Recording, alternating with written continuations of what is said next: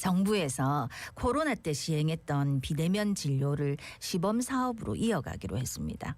병원에 가지 않고도 처방을 받을 수 있다는데, 그런데 편리함을 얻는 대신 비대면 진료의 부작용이 더 클 수 있다는 지적이 나오고 있습니다. 비대면 진료 시범 사업이 뭐고 우려되는 점은 뭔지 얘기 나눠보겠습니다. 예, 동아대병원 가정의학과 한성호 교수 스튜디오 함께합니다. 어서 오십시오. 어서 오십시오. 네, 안녕하십니까. 6월부터 동네 의원을 중심으로 해서 비대면 진료 시범 사업이 시작이 됐습니다. 구체적으로 좀 설명해 주시죠. 코로나19 위기 단계, 심각 단계에서는 저희가 비대면 진료를 경험해 보지 않았습니까? 네네. 이제 경계로 조정되면서 한시적으로 허용되었던 비대면 진료가 종료가 되었습니다.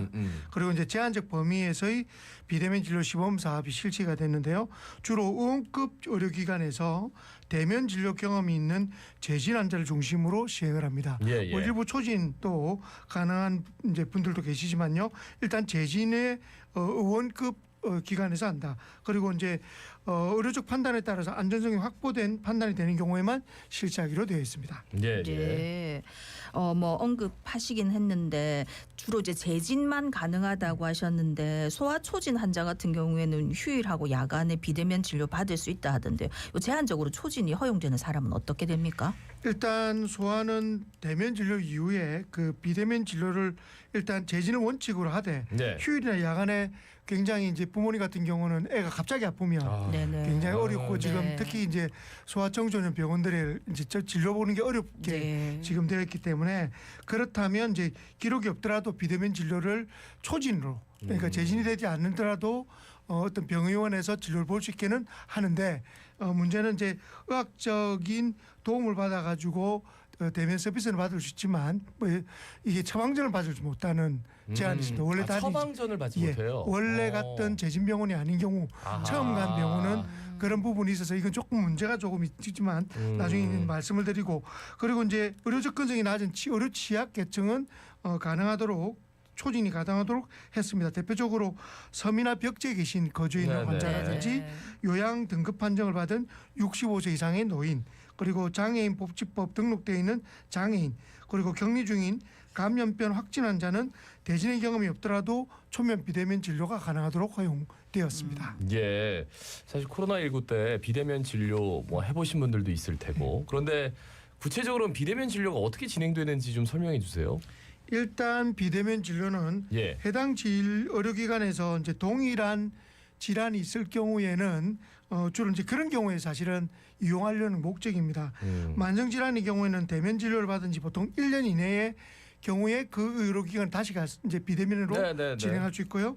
만성 질환 이외의 질환, 뭐 만성 질환의 말이 고혈압이나 당뇨나 뭐 이런 질환들은 네. 1년 이내만 간 경험이 있다면 비대면으로 가능하다는 뜻이고, 감기나 뭐 우리가 일반적으로 복통이나 이런 질환의 경우에는 30일 이내의 경우에는 비대면 진료를 받을 수 있다라고 이해하시면 될 것 같습니다. 일단은 화상 진료를 원칙으로 합니다. 네. 그런데 이제 어르신들 화상 진료를 어렵죠. 하려면 어렵지 예. 않습니까?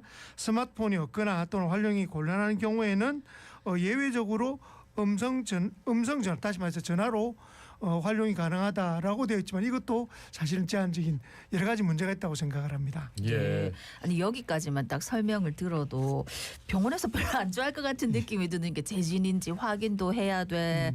그게 본인이 맞는지도 확인해야 돼. 일이 너무 많이 늘어날 것 같거든요. 그 처방전을 뭐 써줄 때도 있고 안 써줄 때도 있고. 예. 그러니까 그럼에도 불구하고 비대면 진료를 통해서 기대되는 점은 뭐가 있을까요? 일단은 뭐 뭐니 해도 시간이 절약되고, 네. 뭐 예를 들어 의료기관을 가게 되면 네. 심지어는 몇 시간씩 기다려 진료를 오는 경우도 있기 때문에 그런 부분들 이제 이용하시는 환자 입장에서는, 보호자 입장에서는 굉장히 편의성이 제공된다는 게 가장 크고요. 그리고 이제 국민 건강이 우선, 뭐 환자 선택권의 존중 이런 표현으로 쓰는데요. 결국은 안 가고 진료를 볼 수 있다는 것 자체가 네. 굉장히 편리함은 사실 있죠. 저는 사실 병원 갈 때도 그냥 뭐 가서 열나니까 약 좀 받아야 되는데 그거 좀 그냥 비대면 해가지고 선생님한테 그냥 처방전 받으면은 뭘 맨날 가던 병원이니까 네. 그런 생각은 드는데 여기 좀 조금만 뜯어보면 여러 가지 조금 생각해볼 부분이 있어가지고 하나씩 좀 짚어봅니다. 영유아일수록 야간 응급 상황이 좀 많잖아요. 이런 것들을 감안한다면 요게 좀 실질적인 도움이 될까? 이런 얘기가 있어요. 어떤 말씀해 주시겠습니까? 이게 아까 말씀드린 게 초진이라면 초진의 경우에도 의학적 조언은 들을 수 있다고 돼 있지 않습니까? 네. 같은 병의원이 아니더라도. 그런데 이제 이게 처방전이 불가능하다는 것은 조금 문제가 조금 있습니다. 근데 또 이건 또 이제 이유가 있습니다. 초진 아무리 영유아의 경우에 사실 증상을 우리가 음성 통화만으로 이걸 판단한다는 건 굉장히 위험한 어렵죠. 예. 의학적 판단이거든요. 그런데 처방전을 한다는 것은 처방전에 의한 책임까지 의료기관에서 가져야 된다는 뜻이기 때문에 이 사실 대면하지 않고 영유아를 진단하는 것 자체가 굉장히 이 과정 자체가 어렵고 네. 그리고 의학적 책임을 가질 수밖에 없는 상황입니다.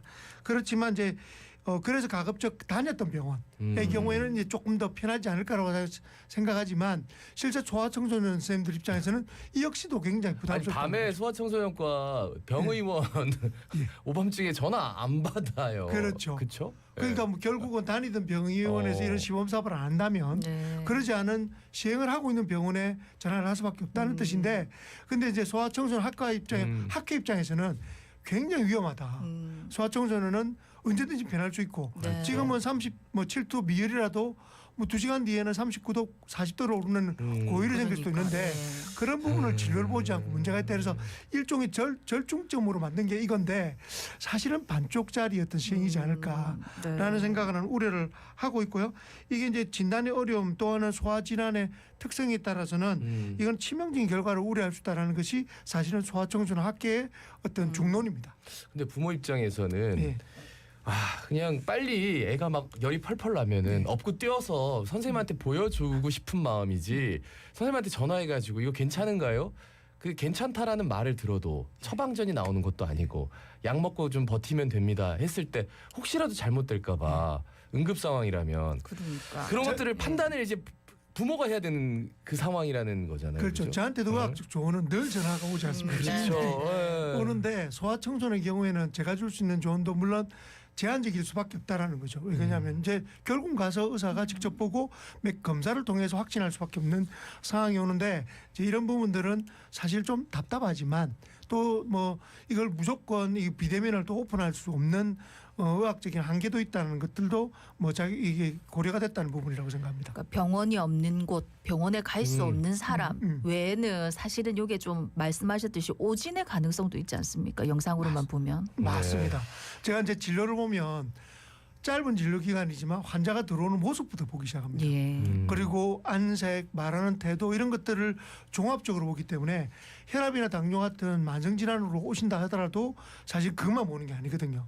그래서 사실 대면 진료가 굉장히 중요한데 이걸 음성 통화로 그냥 늘 타왔던 약이라고 해도 그냥 그것만 처방하는 것도 역시 오진의 가능성도 굉장히 높기 때문에 이 초진의 경우에는 특히나 이게 그 환자하고 대화나 이런 것들을 굉장히 기를 수밖에 없고 네네. 시간도 많이 작용할 수밖에 없기 때문에 의료기관에서도 굉장히 부담스러워한다는 것도 사실입니다. 그래요.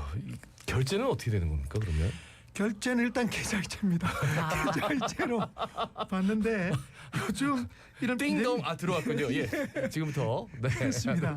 그런데 이제 약간, 요즘 예. 이런 비대면 진료 플랫폼이라고 하죠. 어플리케이션들이 네. 많이 그렇죠. 돼서 젊은 사람들은 이제 이런 걸 통해서 잘할 수 있어요. 접수도 예. 하고 계좌도 하고 그리고 또 이제 처방에도 도움을 받아줬기 때문에 이런 어플리케이션에도 결제 가능하다는 부분은 뭐 또 하나의 장점이라고 생각합니다. 예. 예. 근데 아까도 말씀드렸지만 이게 품이 굉장히 병원 입장에서 보면 많이 들어가지고 비용이 당연히 비싸질 것 같은데 어떻습니까? 맞습니다.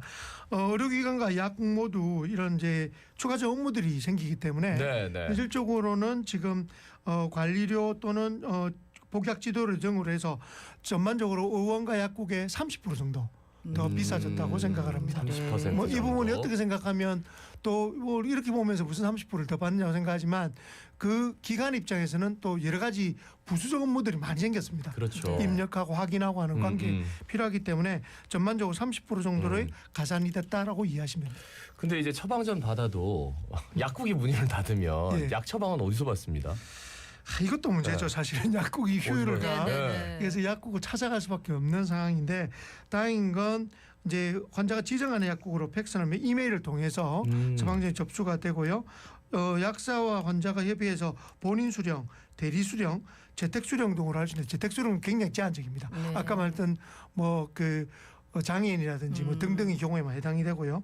본인 수령과 대리 수령으로 주로 하게 된다는 부분에서도 실제로 약국을 찾아가야 된다는 겁니다. 네. 그렇다면 약국을 그 열리지도 않은 약국을 어딘가 찾아서 또는 이제 저로 이제 교류를 해서 거기 가서 직접 찾는 것조차도 또 하나의 불편함이 어떤 면에서는 의료기관을 가지 않는 것만으로도 예. 집 근처에 약국에서 받을 수 있는 것만으로도 뭐 편의성 부분에서 많이 낮에는 뭐 개선됐다고 예. 그러니까 저도 뭐 그럴 수 한밤중만 아니면 예. 근데 이 여기까지 딱 설명 들어보니까 집에 아이가 아프면 응급실에 달려가지고 요거 하는 게 너무 복잡할 것 예, 같습니다. 아니 그런데 아까 이제 약 처방 그 얘기하시면서 말씀하신 게 그러니까 뭐 대리 수령을 하거나 할 때 가거나 해야 되는데 이 약을 처방약 배달을 약사들이 반대를 한다면서요? 여러 가지 뭐 오남용이라든지 뭐 여러 가지 문제가 있을 수 있죠. 근데 핵심은 뭐냐면 이게 비대면 진료 플랫폼이라는 게 일종의 우리 그냥 뭐 음식 배달하는 서비스와 똑같다고 보면 됩니다. 그러면 약 가격이나 이런 부분들이 전부 다 오픈되고 그러면 결국 이제 동네 약국이나 이런 부분에서 굉장히 경영에 어려움이 생길 겁니다. 그런데 지금까지는 약국이 도움을 많이 받았는데 이런 부분들 때문에 건강이 흔들 수 있기 때문에 약국의 입장, 약사 입장에서 굉장히 부담스러운 정책 중에 하나라고 생각합니다. 네. 마지막으로 짧게 한 말씀 남겨주시죠. 이제 이런 부분들 때문에 주치 제도나 이런 것들도 또 화두가 되고 있거든요. 이제 여러 가지 환자들이 계속 보던 의사들한테 보는 것이 맞다라는 부분들도 있고 뭐 여러 가지 핸드폰의 기술의 개발도 있지만 방향은 맞습니다. 그러나 오남용이라든지 여러 가지 것들을 고려해야 될 그 어떤 사업이라고 생각됩니다. 네. 네, 말씀 여기까지 듣겠습니다. 동아대학교 병원 가정의학과 한성호 교수 함께했습니다. 고맙습니다. 고맙습니다. 예, 고맙습니다.